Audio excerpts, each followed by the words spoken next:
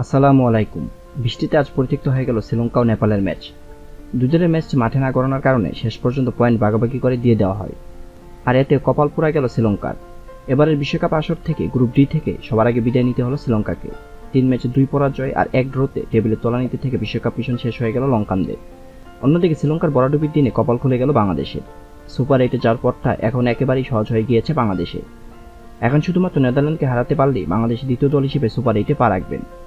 এক ম্যাচ হাতে রেখেই সহজেই তাহলে চলে যেতে পারবেন সুপার 8-এ সাকিব মাহমুদুল্লাহরা। এর আগে বাংলাদেশকে হারিয়ে প্রথম দল হিসেবে বিশ্বকাপ গ্রুপ ডি থেকে সুপার 8-এ পা রাখেন দক্ষিণ আফ্রিকা। বাংলাদেশ 2 ম্যাচে 1 জয় নিয়ে আছেন পয়েন্ট টেবিলে 2 নম্বরে। সমান ম্যাচ খেলে সমান পয়েন্ট নিয়ে 3 নম্বরে আছেন নেদারল্যান্ড। রান রেটে বাংলাদেশ নেদারল্যান্ডের থেকে এগিয়ে থাকায় আছেন পয়েন্ট তালিকার 2 নম্বরে। অন্যদিকে 2 ম্যাচে 1 পরাজয় ও 1 ড্র নিয়ে পয়েন্টে 3 নম্বরে আছেন নেপাল।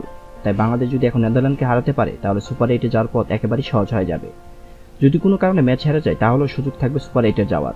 সেক্ষেত্রে নিজেদের শেষ ম্যাচে নেপালের বিপক্ষে ম্যাচ জিততে হবে বাংলাদেশকে। এমন ক্ষেত্রে আবার সমীকরণটা একটু কঠিনতম হয়ে যাবে বাংলাদেশের জন্য।